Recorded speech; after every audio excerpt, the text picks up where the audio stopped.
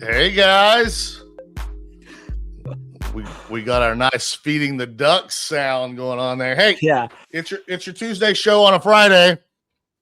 You got your boys, Bags, just fucking do it. G Paiza here with you today on this midday Friday. Hey, thanks for coming in. We appreciate it. It's good to see you guys as always, and it's good to see what we were talking about on Wednesday, Nick. Maybe with some follow through on a Friday to get that close up above that downtrend there on the Qs. Yeah. You see what I'm talking about? Yeah, it's certainly feeling that way. Certainly feeling that way. Look at that weekly candle, why don't you? Would love to see it clear that 629-ish area, Nick, but you take the wins where you can get them, right? Yeah, ain't that the truth? Yeah, I mean, if you flip over to the NQs, we're definitely we're breaking the horizontal kind of trend line right now, the 25.7 that GP's been talking about. I like seeing it's a good looking candle, especially above yesterday's high. I mean, the IWM is obviously leading us out of this range, so I don't know what better than a Friday. I don't know. I love it. GP, are you sanguine or are you happy about this? Yeah, let's go. Stop divorcing from this fucking. Sorry. Anyway, you guys are all like very quiet and like very polite. I'm like, fuck this. We're ready. Sorry. The reality is, if you're on the NQs right now, right? Let's just go straight to charts. So we've been talking about this 25.700 gap since 10/26. It has been a point of freaking misery for 3 months now. And so let's just go back to like the last 10 days and do a 30-minute candle if you can. To show you the last price action. 10 days and do a 30-minute candle. I can do that. Awesome. Because I want to walk through the price action and trying to show you what I'm seeing and what this means for us moving forward, right? Obviously, we can fail at any point in time. But if you see this, just yesterday we had six rejections of the 25.700 level, just because they can, because there's no news, whatever it is. But you can see this yellow line being a magnet. It breaks above, comes back down, breaks above, comes back down, breaks below, comes back up, breaks up, comes back down. And you can even see it today. Like if you just go to the daily action today, right? Look at that, right? It is. Look at how nasty that green candle ended up being green, but look at how nasty that would have been if they had actually rejected it. But you can see it, 25.700, bang, bang, bang, boom. Right? And now look at the wicks, right? Look at those wicks. I mean, yeah, but go to the 5-minute candle. It didn't feel like a wick, right? It ended up being a wick, right? It looked like it was going to break down because you see that volume pick up there too. What I'm saying is that if you're watching this intraday price action, Ben, you're not that close paying attention. I am watching this. You were looking at this as, oh, not again. We're going to break down, right? And that's what it felt like. But it hit right into balance, which is 25, 660-ish.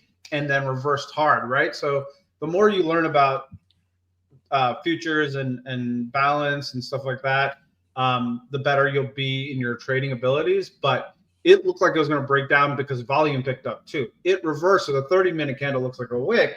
But if you're watching this intraday, which a lot of people are watching 5, 10, 15-minute candles, you're like, shit, I got to short this, right? Like, here we go again. We're going to break down again. And then, boom, it reverses.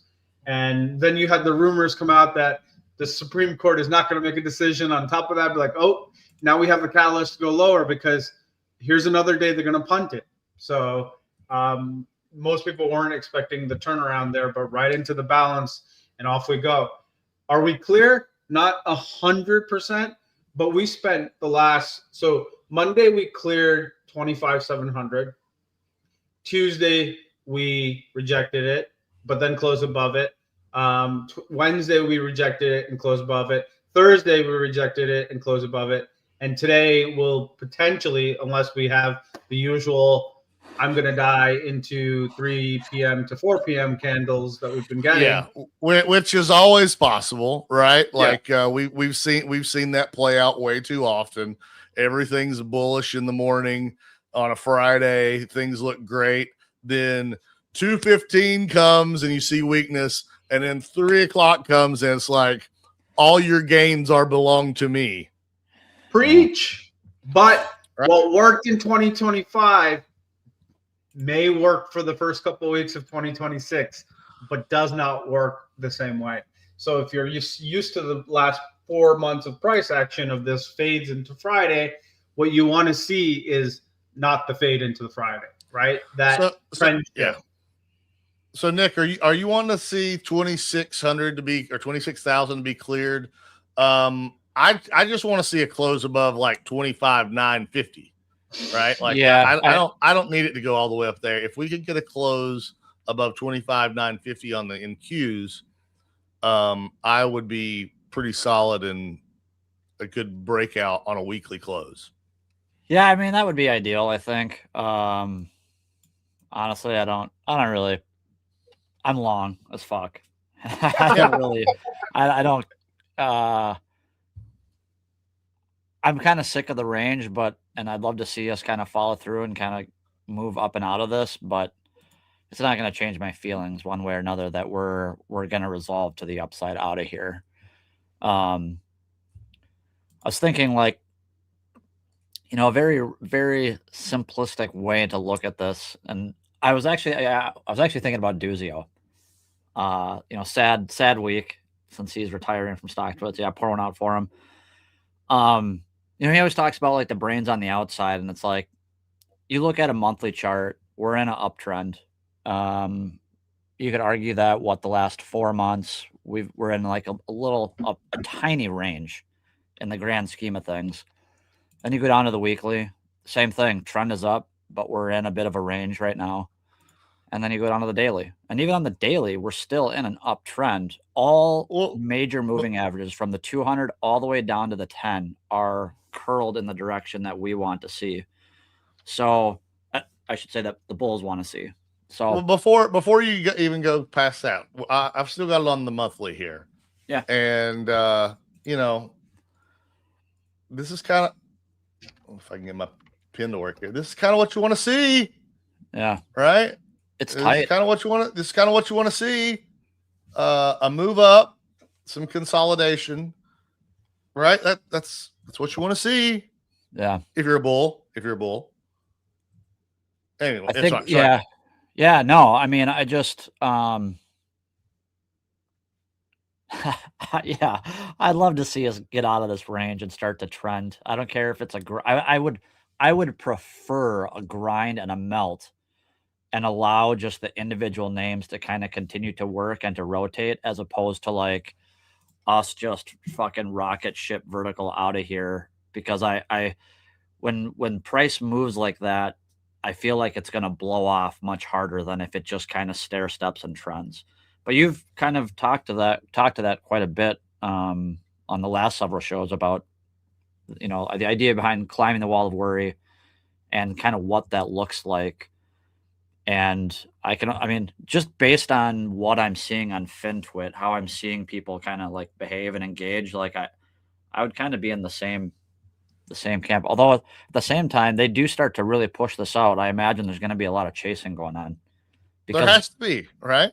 the moves in the pull-ins on some of the individual names. Like, I love how GP talks about them trying to like divorce you from your shares because some of the pull-ins are fucking violent. Like, if you just look at some of the alt energy names, you know, like Jev and Sedge and some of those, like even like GE yesterday. Like, I mean, those are some they pulled in hard. They were a little some of them, like GE, for instance, was a little extended from the 10 and 20 day, but ultimately, as violent as the pull-in was, it held right where it needed to. And so that's kind of the interesting thing, or the fascinating thing, I think, behind the price action. Yeah, there's some stuff like, I mean, the IGV was kind of I think rougher than some of the other names that I've been watching, but like even some of the IGV stuff is still holding. And I think the hold on, what was the IGV doing? Yeah, and so the IGV, it's pushing higher today considering the kind of rug pull it had yesterday. So it's, I don't know. Yeah. Like I can only imagine the chasing that's going to happen when they do really start to kind of push this out, because they're not making it easy on those that do want to hold. I think you have to be pretty strong in your conviction in that we're going higher out of here. Well, I really have held through this. I just reposted a stock tweet and a Twitter tweet that I posted on October 28th and 29th, and it still applies. While that was the high of this range, I said then, and I stand by it now, most are mistaking digestion phases for exhaustion phases. Yeah, totally. And that push up at that point in time, people was like, oh my God, look at this big gap up. It's over. And then the bears are just frolicking around as we continue to go down for several straight sessions, right? But what has happened in that time since here? What has happened right here? Anybody? Bueller? Well, accumulation and rotation. Which, just saying that, GP, that sounds bullish to me, no? Accumulation and rotation? Yeah. That's my opinion. I think it could be distribution. So we still haven't broken out of the consolidation range on tech. I think SPY's leading out, Dow's leading out, and small caps are beasting out, right? Like, it's about time. They just need the calendar flip. Tech's still in precarious position, I'll be honest, right? Like, it's cleared 25,700, but it's been the laggard, and it's the reason we haven't been able to have a clean uptrend. We talked about this, I think, this week or last week. Without mega caps have to stop going down. They don't have to start going up, but they have to stop going down, right? And if they stop going down, then we can trend out. We haven't trended in 4 months or 5, pretty much since end of September. And you need tech to find its place, ironically, right into January earnings and UpX and stuff. So I think it's kind of a crapshoot when all those things collide, right? Yeah, I think what's so like. I'll give you an example of. Can you bring up SanDisk SNDK? What you're talking about, divorcing your parabolic. Yeah, but look at what this is, right? Like, so if you want to identify potential topping patterns, these are potential topping patterns. Look at what SanDisk has done in the last 4 or 5 days. You're talking about 10 to 15% intraday moves. Look at just today. 343 to 334 to 360 to 370. I wouldn't be surprised if this closes at the lows today, right? Like, this volatility after this long of an uptrend is typically your ability to put up red flags in a stock, right? It's been great. I'm not saying it's expensive. This is not a commentary on the company. This is just about technical patterns. You're starting to see volatility here, which is typically in this big of a uptrend is typically time for consolidation. Not the end of the world, just time for consolidation. So they are trying to divorce you from your shares, but in this case, they're doing the near opposite, right? They're pushing up on massive volume, making you FOMO and chase, right? So just recognize the kind of the price action that's happening here is in other things they're trying to drop you out, and here that's been in a massive uptrend. They're trying to make you chase higher because it keeps pushing higher and higher and higher. So yeah, I like what is happening constructive, but tech needs to get better. We can't do this without tech. Nick, you posted a bunch of charts on the IGV. That's tech. You still like IGV? Yeah, I mean, I still like your guys' Twilio. I even like where it's sitting at right now. I wanted to see it hold the 50-day here and kind of that 132, 133 low. APP was looking pretty good today. I know one of the guys posted now. That one looked a little rough today on the daily at least. Still intact on the weekly, in my opinion, but do I even have any? It seems like it's got a date with about 136, which is which is my second tranche. Will be right there. So I started my position in now up here around 150, and we've lost about $8, but the whole plan, right, is buy in stages. There's no reason to put all my money to work at 150 if I can get 130 something. Yeah. Yeah, I'm trying not to. I was kind of jokingly thinking about the IGV as kind of the sacrificial lamb yesterday, just being that, like, you know, it's getting hit, but there's a lot of shit that's really working well. I wanted to, like, actually, if you wouldn't mind going back to the Qs real quick, just the daily. You know, GP was talking about the 20. What is it? The 26.7 on the 25.7 on the Qs. But if you're looking at the daily chart, in my opinion, the most important price point on the chart is 614.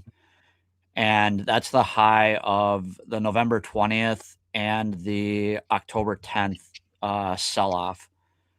And those price points, those candles are the two high volume candles within this entire range structure. And I don't think it should be too surprising, albeit very frustrating, that price has kind of gravitated back towards the high of those, or the high of those two candles. And what should be, I think, leaning those to the bullish side is the fact that every time we have pulled back to the high of those two, even when we pierced those candles, we snapped back hard. So I think December 17th was a major clue how much strength was actually in this market, because we really pushed inside the body of that November 20th candle. And the next day we gapped up and pushed higher than the following session. And then the same thing on January 2nd. We had kind of a wide range candle back pretty much. Well, we held it. We didn't like kick it. We definitely pushed into the candle, but then same thing. We reversed higher and out of it.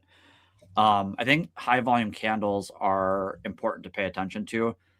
And that's just kind of like, I guess, where my mind's at. And I kind of wanted to touch on that on the Qs. And just when you're kind of like tearing apart these charts, again, like not every day really matters per se, but they all kind of tell a piece to the story. And when these things start to kind of stack, you know, like that's just stacking the odds in your favor, especially if you're taking a bet to one side or the other. It's all probability, brother. Probabilities, yeah. So then, yeah, again, like it's like, you know, IGV, like for me, it's like, you know, it's the favor's not there right now. So the pardon me. I don't really need to, necessarily have my focus there. I've got my focus on names that are moving, like obviously like the current flavor, all the space and rocket shit and all that stuff. I don't know. I just wanted to go back to the Qs and touch on that real quick because I thought it was pretty important. Hey, GP, we saw a major move down yesterday. Well, I should say yesterday, Wednesday, and then a bounce back yesterday in crude. I know you were looking at Exxon, right? XOM. Yeah. Yeah. But you've got Exxon, Chevron, Conoco, all looking pretty good. You still like them even after their move down earlier in the week? Yeah. Anything changed your mind? Not a single thing. If anything, it was kind of like just one of those shakes off the high. Yeah. I mean, I've got the weekly here. I mean, it's a undercut and go of the 9 weekly on the XOM here on Exxon. I'm sure we can look at XLE and it's going to be very similar. So there you go. I mean, basically bang on the 9 right there for the weekly. Bang on to the 20 on the daily. GP, are you still in this real world, real experiences, real tangible assets for 2026?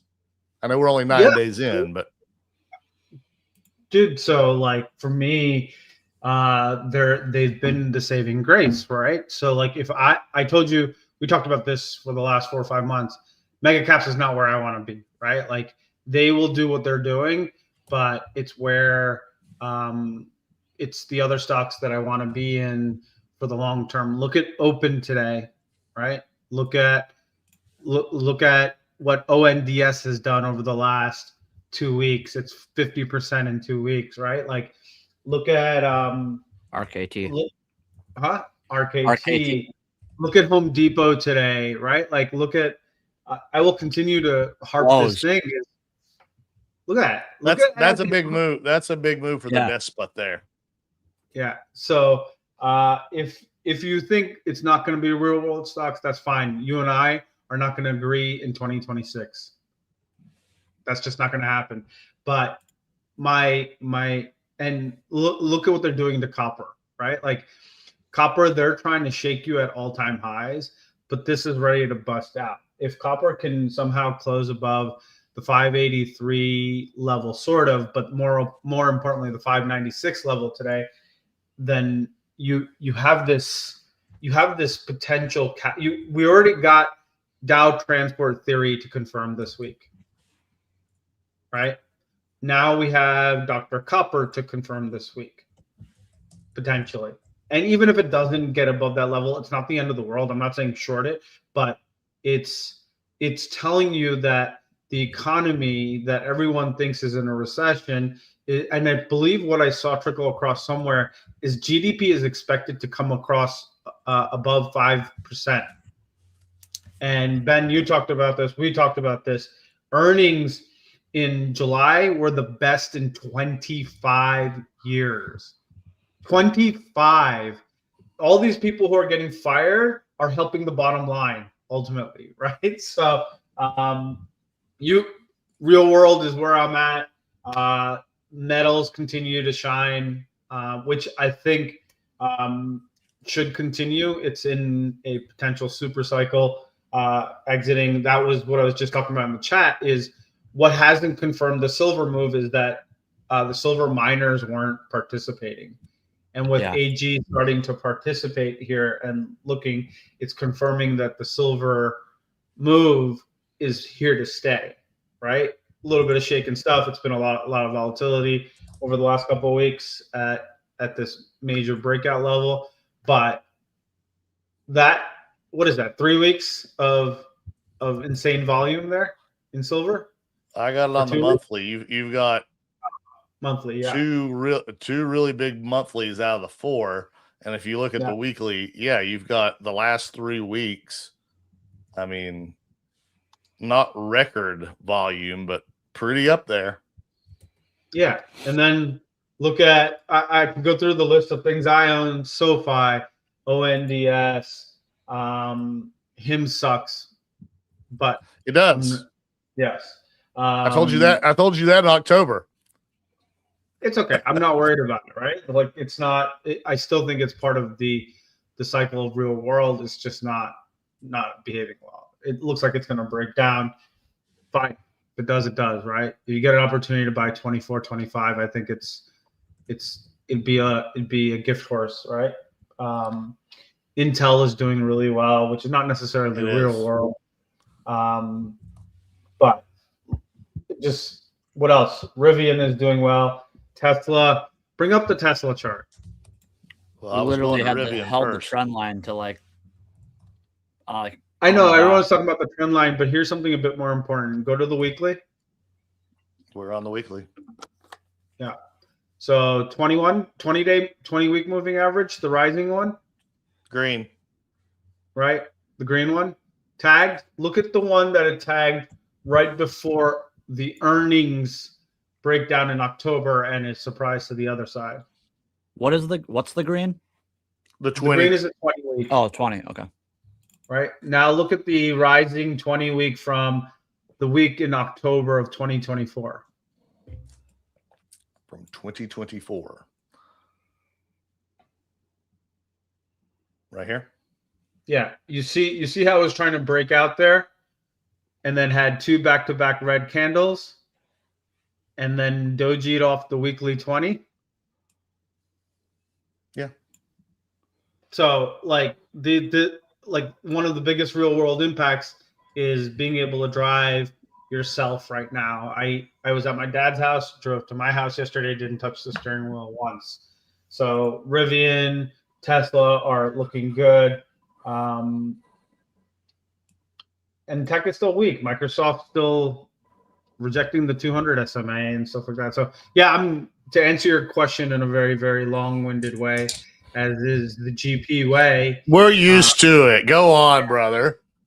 Real world has kept me sane. I'm up, I think, already on my account over 10% for the year. Right? That's nice. Just based on that stock stuff. And then I'm not saying it can't change tomorrow, but I feel like I'm positioned in the right names. Speaking of up 10% in a week, Novo Nordisk, a new position for me. I trimmed some out this morning, 10% in a week, and luckily I got near the high of this candle. I want to see it set back up, Nick. Now it could keep going, but that's a big move for usually not a fast mover to the upside. So I took a little off the table. Actually, I took my entire position off the table. I want to see it sort of base a little more, Nick. Am I wrong for that? Yeah, no, just looking at the weekly, I think that 62 is going to be kind of your pivot. Yep. I like that clean break and push through both the 30 and the 40 week SMAs. I think you'll be able to use this weekly candle as your range.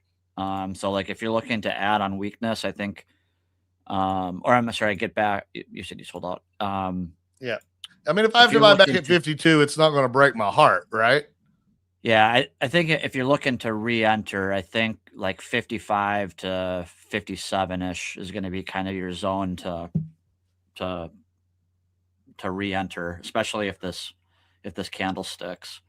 Bulls will hate it, but I would love a chance around right where I have it right now, around 46.60, which is around that 20 weekly. I would love to get that opportunity to reload there, but I'm a realist. I don't know that I will either. I'm looking at it to break over this 52. What was today's high? 52.17. So I'd like to see it sort of clear this range right here. Sure. This is what I was looking at this morning. Back above that line, I would like to get long again and see it continue up. But a quick 11% in a week, I was like, let's not be greedy. Sure. Yeah, I definitely like the look to it. I kind of think it's gonna, that 87.25, I think is gonna kind of act as a magnet gap right there. But yeah, it'll take some time to kind of get those longer term moving averages to flatten out and curl up. It definitely could kind of go into like a stage 1 type base building here, but just the way that I trade, I'd be using that 62.50 as a pivot. If I saw price kind of push through there, I'd be like, all right, this thing's ready to go. Hey, GP, one thing about your tech slander, I want to call it. When I look at, we'll just bring up the SOX instead of the XMH. I mean, how you can't have tech sucking when semiconductors are breaking out to all-time highs. Right? Yeah. It's just the two things usually don't go hand in hand. I mean, look at CLAC, ASML, AMAT, LRCX. God, they're all on fire. Yeah. Sad to say, So I'm the not other involved. Chips are rotating in between, right? NVIDIA, they're all consolidate. All the ones that have been beaten up for 80% over the last year and a half are all doing well. LRCX, ASML, even freaking GPS, right? Like LSCC, across the board, right? It's broadening out from just AI related chip names to overall chip names. The reality is, though, as chip names continue to show strength, Netflix is under the 200 SMA, Spot is under the 200 SMA, Microsoft is under the 200 SMA, Meta is barely hanging on. Apple is getting destroyed. Apple is down 9% for the week, right? So Amazon looks amazing. Yeah, I know, but you have what? Is that what 30 or 40% of the weighting between those names? Yeah. So, like, but it's a bifurcated market, right? So yes, your chips are looking great, but there's a lot of names that people hold, the Qs hold, the VTI holds, that are getting absolutely obliterated and can't find a set of buyers. And so what I'm saying is, if that continues down to the downside, like if Apple continues to break down here and Microsoft continues to break down here, and you're gonna need Amazon to go absolutely ape shit. You're gonna need NVIDIA to go ape shit. You're gonna need something to keep it balanced, and all that balance does is keeps you. I mean, Google looks great, right? Like I hear you on the ones that are taking the hits, right? But as long as you have 2 to 3, usually 3 of the Magnificent Seven, right? Like, the point that I'm making, I'm not saying we go parabolic from this. I'm saying, like I like to say, it keeps the porridge just right? Things aren't too hot. You don't have all of tech going crazy, right? Which leads everybody to this bubble and blow off top talk that we hear, quarterly, if not more frequently than that, right? So it keeps the porridge just right. And Nick, that keeps you climbing the wall of worry. I mean, even to, I think what you talked about at the very beginning, when it comes to the mag names and them not necessarily needing to move higher, just not moving lower, they're pretty much all, when you go move out to the weekly, like Apple's just pulling in after making an all-time high. It hasn't even tested the 200-day yet. And then if you look at like Meta's still just within a big range from like 390 to 600 up to like, let's just call it 800. Like it's still within the range, within just a massive range.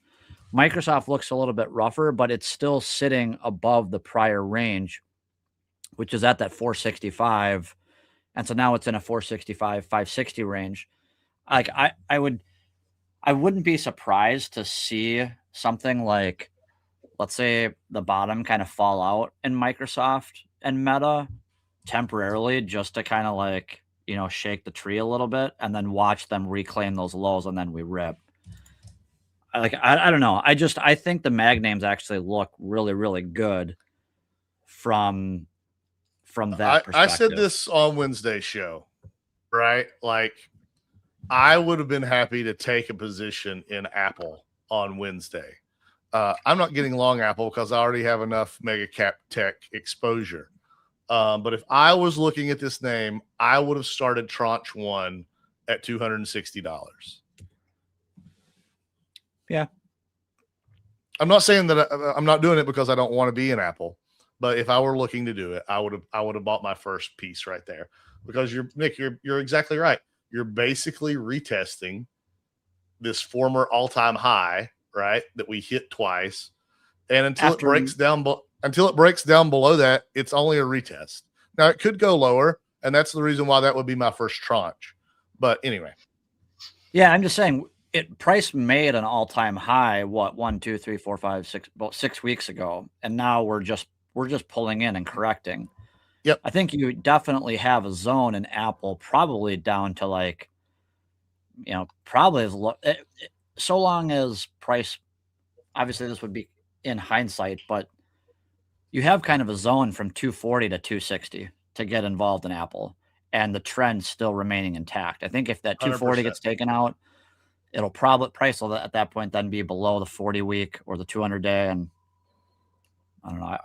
I wouldn't be trying to catch a knife there per se, but yeah, I would, right? Like Sure. So what I'm saying is we're trendless for the most part. There are things rotating underneath, and we've been trendless. So if these stop going down, then you can actually have a momentum. We need momentum for other things to start moving higher, right? Like, and that's the whole point of this. It's not trader versus investor. It's both, because as a trader, obviously you want momentum, but even as an investor, you want to get out of consolidation. You don't want to sit here for 6 months or 8 months or 10 months. Yes, you have the timeline that you can, but the longer that it's dead money. Huh? It's dead money. Dead money. Yeah. Right. So the thing about Apple here is it looks terrible to start the year, and it looked terrible and it's so Broadcom breaking the weekly 20, Apple is breaking the weekly 20, Microsoft is well under the weekly 20, so is Broadcom reclaimed the weekly 20, by the way. I have it at 348. The weekly 20 on Broadcom is 340, and current price is 344. It's 348. I don't know what chart you're looking at, brother. Is it SMA or EME? SMA right there. Well, my thinkorswim tells. Well, we can ask the chat. What's everyone's 20 week? I have it at 348. I can throw the EMA up there too. I don't care. No, I have the SMA at 348. Unless it's been wrong for the better part of a decade. So the EMA is right now at 340.11. 340.11. They're both the same currently. What's the blue line? Potato. The blue line is the 9. Okay. So it's rejecting in the 9. Yeah, it's under the 9. It's been under the 9 for 3 weeks. Yeah. 4 weeks. Anyway. My whole point is not to get size queen on moving averages. Oh, that's not size queen. I have it at 348 and it's below it, and it's rejecting the 9. Those are typically not great patterns. On a weekly, we have Cookie coming up in a couple of weeks. It's one of Cookie's biggest things, right? Under the weekly 9 is not great. Weekly 9, monthly 9, etc. So it's not a great sign. But I like Apple here. Look at what it did the last time it broke the 20 week. It only had one of the biggest candles in history. Right? Like, so look, Tesla is breaking out while we're talking. I'm already a happy guy right now. Yeah. I mean, it only retested 425 for the 1,000th time. Like, I almost added some Tesla this week, and I was like, no, I might get more juicy prices on Broadcom and ServiceNow. Yeah, fair enough. I kept my powder, but I say that because you guys know how I feel about the stock and the CEO. and I've been looking to get out. I'm still waiting for 500. I might be waiting for 500 forever. Who knows? But once I saw this coming in, I was like, I could add some around 420 something. And I kind of debated it, and I didn't because of the reasons I didn't. I just shared, but I would have added had I wanted to buy, had I been uber bullish, and I see Tesla doing great things, and I believe in it, which I don't. So I like the look of it. I would have bought that. You guys know I love buying on a sale. Yeah, my whole problem with Tesla is you just short, and the short works. Like, it's been so bang on accurate for every technical kind of trader, so to speak. It needs to start behaving irrationally, and it has not for a long time. So yeah, you're right. It could go anywhere. It's range bound. It held the Elon buy, all that stuff. It looks good overall. Let's flip the script on talking about the shittiest price action alive in modern times. Your bestie crypto. Yeah, what the fuck? What the fuck? What the fuck? I know. That's kind of how I've been feeling about it. Yeah, I don't know. I don't know what you want me to say. Tell me what's going on here. Yeah, are we bear flagging or are we not? That's what I want to know. I don't think it's a bear flag. It is not a bear flag. I think we've held 90,000, which is where you would want to see it if you think this if I can draw, if you think this range at all matters, that's what you want to see it do, is reject it as opposed to fall back into it. So, I mean, I don't know what you guys want me to say or do. I purchased. We want you to pump it. I purchased Bitcoin. I purchased Chainlink. I purchased Ethereum. I purchased Solana. I purchased Coinbase. I purchased Strategy. What the fuck do you want me to do? Purchase some XRP too.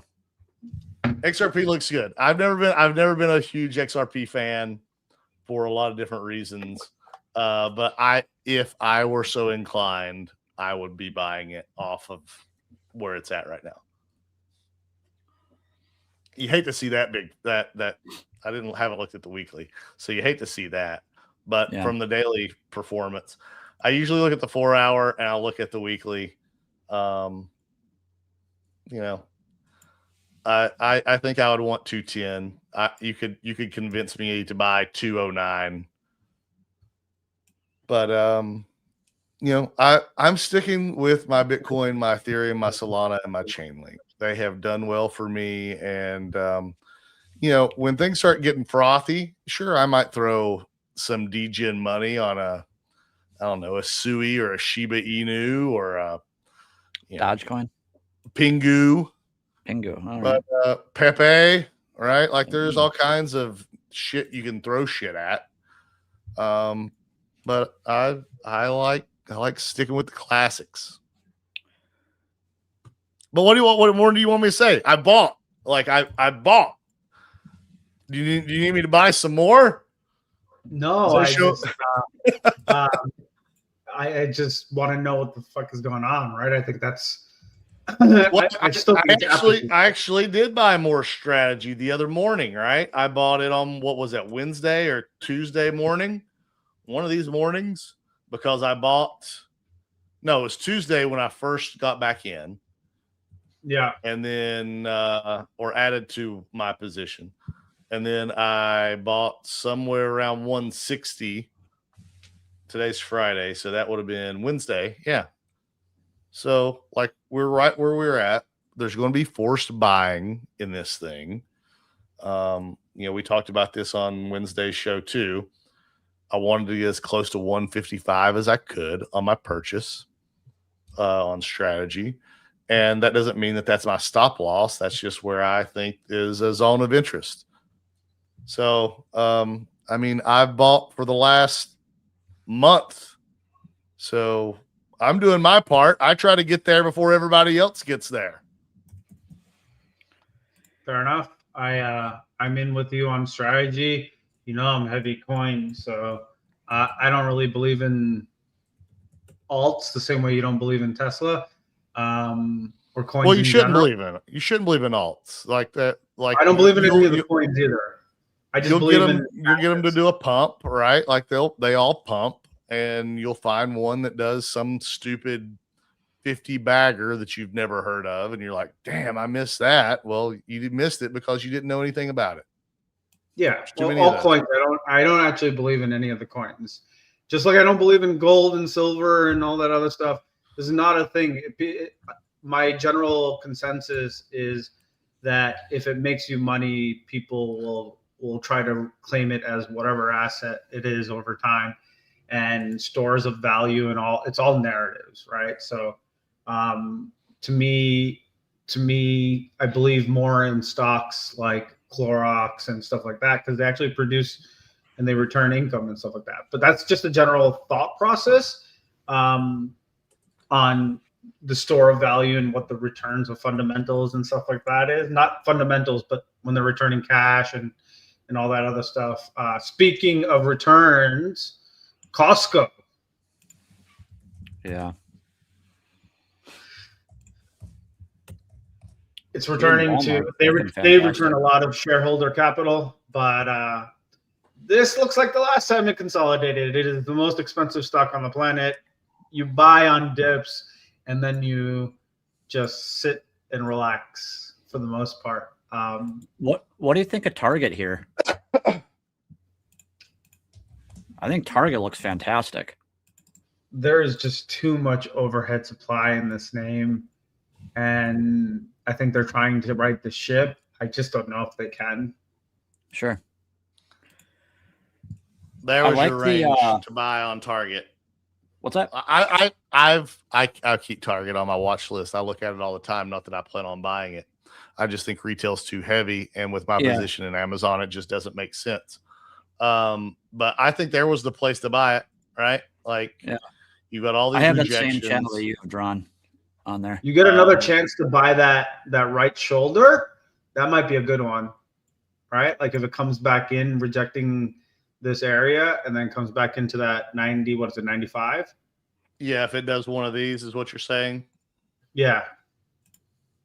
Like I can see it come. Yeah, around 96, 95. That would be the midway point of my channel here. So yeah, and that would align with the moving averages of the 9 and the 20 on the weekly. So I would love to see that. Not that I plan on getting long Target, but if I wanted to, that would be where I would add. Yeah. But Nick, this might be a Novo Nordisk case. It might be all gas, no brakes, and the best you're going to get is right here in this 105, 106 area. I mean, entirely possible. Yeah, totally. I don't know. I like the look of it. I think we have a strong 2026, and I think this thing busts out of the channel. And I wouldn't be surprised. Hated. Yeah, I wouldn't be surprised. It's the real world. Yeah, exactly. And I think it's a good middle class indicator as well. Like if money's getting spent or is it not? Funny thing, as I look at this chart, I can remember this candle right here. This is the 2020 earnings gap up from August of 2019. I can remember that so vividly because I had planned on establishing a position coming out of that consolidation here in the summer of 2019, and didn't give me a chance. I was looking at this weekly candle and I was like, yeah, if it gets 10, if it gets into the 88, 89 range, we're probably into 100. And sure enough, it did. But I missed that one. So it's funny to see price now is just back to the top of that candle. So I had my opportunity to get that $88 back, Nick, but I didn't because, life moves on. Yeah, I feel you. It does. Man, Randy brought up VSCO. Yeah. I caught that trade a year and a half ago out of that base, but ultimately got stopped out of it as it pulled in hard. Now, man, totally Talk lost about a track of it. real world 2025, 2026 for you there. Like, look at that. I know. Randy, you were pumping Visco somewhere back here, I do believe, somewhere in the $20 range. Nice winner, Randy. Nice 3-bagger, brother.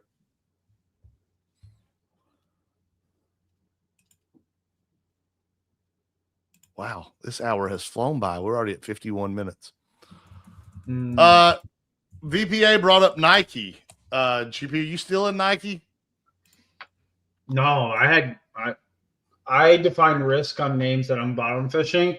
So either like at TTD, I bottom fished, it broke that level, I got out. I'm like, I don't mess around with these names. The whole point of it is to, so for me, I had Nike calls going into January that I bought 4 months out, and they're going to expire worthless, and it is what it is. But I'm defined in my risk of bottom fishing. I don't Nike, I know you assume that it's a blue chip and will always recover, but not always the that case. way.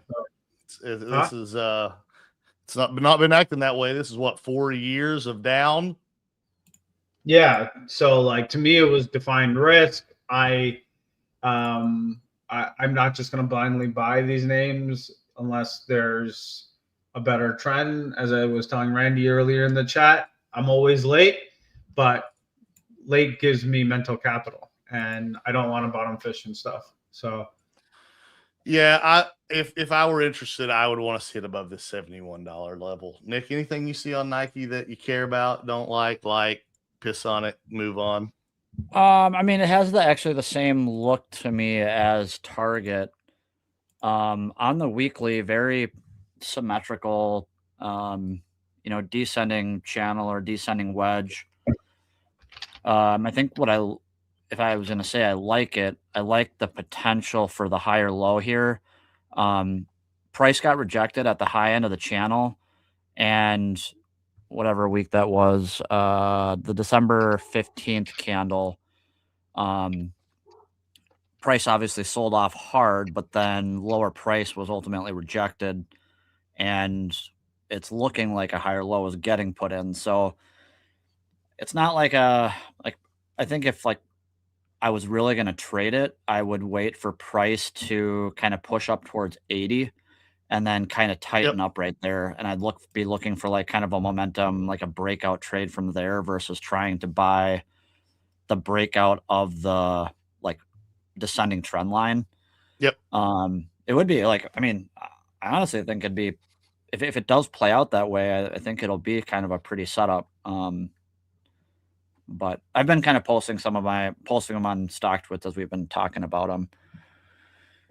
But yeah, I mean, it's I would take a setup kind of like that if it was just kind of like the first name on my watch list to go. If I'm coming from a cash standpoint and I'm looking for first come first serve, then I might take a setup like that. But if there's other names and other spaces that are performing and trading better, there's just not a reason for me to take I'd put it in like a C, like a C plus B minus B setup versus like an A plus. Other things that give you higher probability.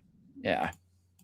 You guys want to take a few chart requests, or you want to throw out a couple names that you got? Dealer's choice. We got about 5 or 6 more minutes. I just saw somebody post Roblox, but I think BYD is a better play currently. Gosh, what a great sell by me.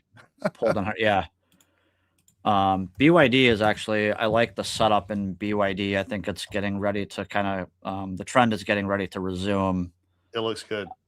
Especially when you pull out to the weekly and kind of look at that huge base, it kind of went base on base, and price held that 40-week all the way. So I don't remember. I just saw it in the chat. I don't remember. Oh, that was yeah.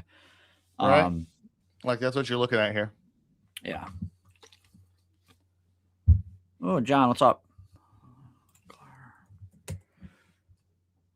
I mean, that's what you're looking at. That's the setup here on BYD. It looks good. GP, you got one, or you want to take one from the chat? Let's talk about Joby. Shout out to Max. Shout out to Max. You know, I like. Go ahead. Joby's interesting. I kind of like Archer, but we can get into that in just a minute. Both the same theme, right? Same Joby, Archer, ASTS, Rocket Labs, ONDS, BKSY, all in the space drone theme, right? And general consensus is that as long as SpaceX is going to IPO, which it's Elon based, so he may just flake as he always does. So if that ever happens, I think the balloon gets deflated really quick out of these. So that's always the risk.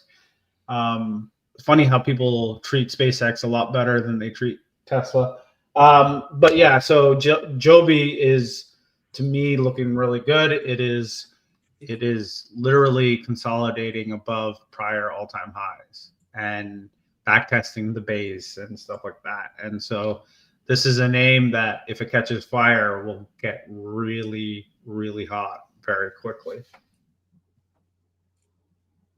And you've seen a bit of it already to start the year. ONDS did similar, and it's done 50% in the last 8 days of just crazy. Yeah, it's just crazy. So these are your Momo names right now. Your space themes, your metal themes. Those are your spaces. So I try to identify short-term setups in this. I'm not saying long-term this is crazy, but you can potentially get a really good. And these are companies that are actually producing revenue, maybe not that much, right? Versus like something like RGTI or Oklo, or like these companies aren't producing any revenue, so you don't actually have any fundamentals to support it whatsoever. Just hopium.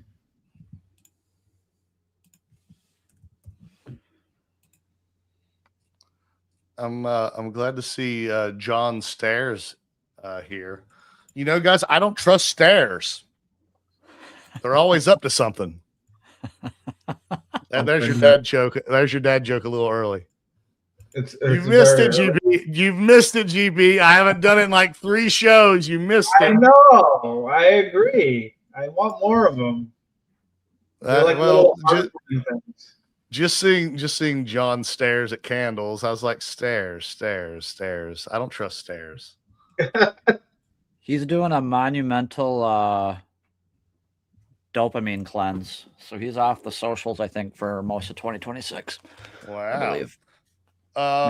Here I've got Archer on the screen here. I like Archer because of that yellow line, right? Like, it's come into that, and I think last week was a great candle to look at. So now we're flagging above all the dailies. So yep. I'm not disagreeing that I think Joby looks solid. I think there just might be more meat on the bone with Archer. So that's why I know. Like it. I think that was just me shouting out Max. Yeah. No, I'm not poo-pooing Joby. I just like for me, I like the look of Archer better. It's monthly on these two charts. That's the difference for me. Yeah. And so the monthly on the Joby is very, very, very tight with a lot of accumulation, whereas Archer has a little distribution. I'm not saying it's distribution, but it has a little distribution. It wouldn't be the They're first time ultimately you shit on going to run together, I think. I'm not. I'm saying that I like the whole theme. The reason I choose Joby or ONDS or any of these other ones is based on the information that's available to me, which is... Yeah, I'm teasing, Choopy. I'm teasing. But I like shitting on your stocks. It's more fun. I know you do. I do need you to take the cat food that I had delivered to you, though, back to Whole Foods for me, though. Thank you. This weekend, I'm going to handle it. I have to return like 30 other things before January 31st. So just for everybody, I sent the guys 2 books to read for Christmas, and my cats, who are getting huge, my kittens, who are getting huge, are just eating through their food. So I turned my subscribe and save into I need it now, and instead of sending it to me, for whatever reason, it sent it to GP. So here we are. GP's got to send my cat food back to Amazon for me. This is the text I get in the morning from Ben. I'm like, sure. You probably didn't even know it was cat food. You're like, what is this box? We didn't order another thing. I didn't even the box. No. Speaking of the books, have you guys started reading them? And if you want to share what, the two that I bought for you guys, feel free. Here's one of them. Ikigai. Ikigai. Yeah. I am on page 16. So just started. Yeah, I'm not trying to put you on the spot. It's very easy read. It's finding time for the most part. It was talking about your core of happiness, I think. Is that where it started? Right. And this thing right here. If you can see it, right? That little Venn diagram. Here, let me take the chart down and you can show better. Yeah. There you go. We don't need charts up. The show's almost over. So if you can see it, guys, like that's the little Venn diagram. Yeah. And that's how it kind of starts. So I was like, oh, nice. I'm not very smart. So pictures to start a book is always a good way to start for me. So I was like, oh, I can continue reading. And the other one that I haven't even opened yet is The Art of Thinking Clearly. This has been recommended by multiple people. So that's what gets precedence right now. And that's it. So as I told you both, like I think they're complementary to each other, but in a way, The Art of Thinking Clearly is sort of a juxtaposition. I think there's a little more, I don't want to say cynicism, but it's more of brass tacks, right? Whereas Ikigai is more of like a spiritual feeling of how you feel and go about your happiness, right? Yeah. The Art of Thinking Clearly is sort of cut through the bullshit to help you your headspace, kind of. So anyway, I saw them as a compliment, and that's why I sent them to the guys. We talk a lot about just our mind frame and where we are in our own headspace. And I've been doing a lot of my own sort of, I don't know, work on my own self. Yeah. Well, it's called different things by different people. Some of it's like shadow work, right? Some of it's just brain space work. So over the last 2 years, I think I've done a lot of that, and I've never been happier. I've never been in a better place mentally or now physically. Look, I can almost touch my shoulder. Look at. That's awesome, dude. Today, 8 weeks. 8 weeks. There's no pain. Obviously, where I had surgery, it's still tender / sore because I haven't really been able to do anything with it for a while, and I had the torn tricep. But there is no pain where there was pain. So, I've never had any sort of chronic pain in my life. So dealing with this for the last year and a half has been a bitch. So I'm glad that the pain is gone. I go back to see my surgeon on Monday, and I think that I'll be cleared to resume normal activities, which means therapy for rehab of my elbow, and then running, which I'm really excited to get back out and start running again. So yeah, man, just trying to stay positive, keep it going, right? Keep moving in the right direction, Nick. Yeah, totally. We should I talked to John a little bit about it a while back, but we should plan like a like late August get together, like a hiking trip if people would be interested. Like just grabbing an Airbnb somewhere and then getting a couple of hike. I mean, not everybody wants to go. I don't think, and not everybody can sit there and go run all day, several days in a row. But I think if we put together like I don't know, some good hikes, I think it'd be a blast. It could be fun. Yeah. I see a lot of people asking about books. I have all kinds of most of the books that you see, I don't have as many as Nick has, but most of the books that I have are about sort of self-improvement. Yeah. So I've got a lot of great recommendations. I sent the 2 to these guys specifically because I think the 3 of us have been going along the same path together in some extent, and I thought these 2, they helped me, and I thought that they would help my guys. So that's why I sent those. But yeah, if you want to know more about any of the books that I have, or I'm sure Nick has, just hit us up on the old socials, and we'll share them. Lots of recommendations. GP, any last words? Not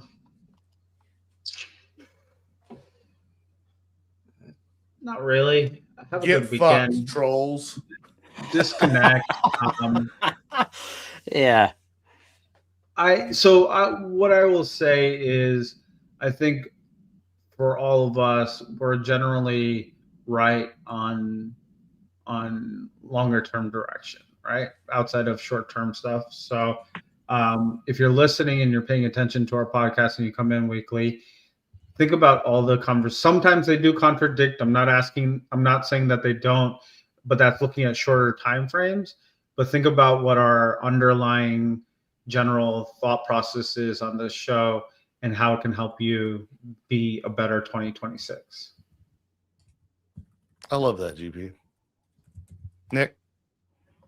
Final words. Yeah, I think for a lot of people, pushing on into the year, reflecting on the previous year, and then kind of, trying to set new goals and set those kind of New Year's resolutions. I think have some compassion, empathy, and patience for yourself, especially if you're like trying to push new habits and new routines. We are still kind of in the thick of winter, and I think the real New Year, if I'm not mistaken, I think is February 16th. Yeah, there you go. So, yeah, don't beat yourself up, and just have some patience. We're still kind of putting the pieces together and getting ready to build momentum heading into the spring and summer. So keep at it. It's just about, day after day, keep showing up and continue to work on getting better and improving for yourself and for the people around you.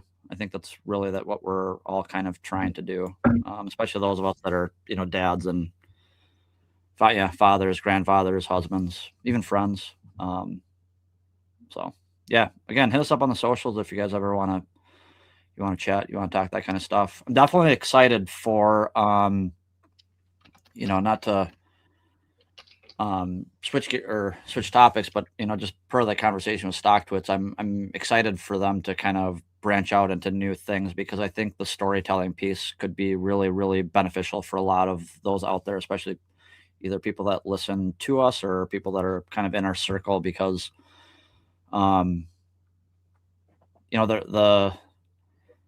it's, I think, looking back, even just from where I'm at now, like the journey has been where all of the real, and the journey has been incredibly, well, I shouldn't say it's always been enjoyable. It's been definitely periods of being really difficult, but I don't know, I'm starting to ramble now, but the story piece I think would be awesome. I'm excited for that, because I think I have a very well-lived life up to this point, and I'm excited to share it with people. So. Nick, we love your rambles. It's a stream of consciousness that we wouldn't want to do without. My last thing is, hey, just be kind to yourself. If you can't be kind to yourself, you can't be kind to anybody else. So just be kind to yourself. And once you are kind to yourself, then be kind to others, and just try to be a kind person. And I don't want to get too deep into like my daily mantra, which I've been doing all year long. But hey, just live in gratitude and try to be present as much as you can. And we appreciate you, chat. We appreciate everyone for watching. We appreciate everyone live. We appreciate everyone who's going to watch this video on demand later. We really appreciate it. But one thing that can help us, please continue to like and subscribe. But most importantly, if you're finding what we do helpful in any way, share it.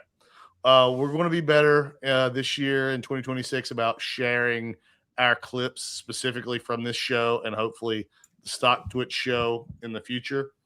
But share stuff. I mean, that's how it helps us grow. That helps us be able to help you more if we are helping you in any way.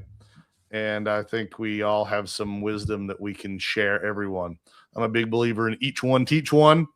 So I learned something new almost every week from these two yahoos, and I wouldn't trade it for the world. We've been doing this. We're on year 4 now, right, GP? Year 4? January 16th, 2022 was our first show. So it's awesome. It was the Netflix show. The Netflix show. It was the Netflix calling the top ugly 2022 action. So just because we've only been doing this show for that long doesn't mean that we don't have a lot of experience elsewhere. So anyway, that's it. We're all rambling now. I'm rambling. GP, don't forget, we have a show on Wednesday, 1 p.m. StockTwits Community Rip Live, 1 p.m. Eastern Time for everyone in Communist Central Time Zone, Nick. So everybody most of the people live in the East. So 1 o'clock Wednesday Eastern Time, Community Rip Live. We'd love to see you there. And we should be back on schedule next week for Tuesday, right? Tuesday at noon. Yep. Tuesday show back to Tuesday. It's your boy Bags for Nick, GP. We love you. Thank you so much for joining. And we'll holler at you next week.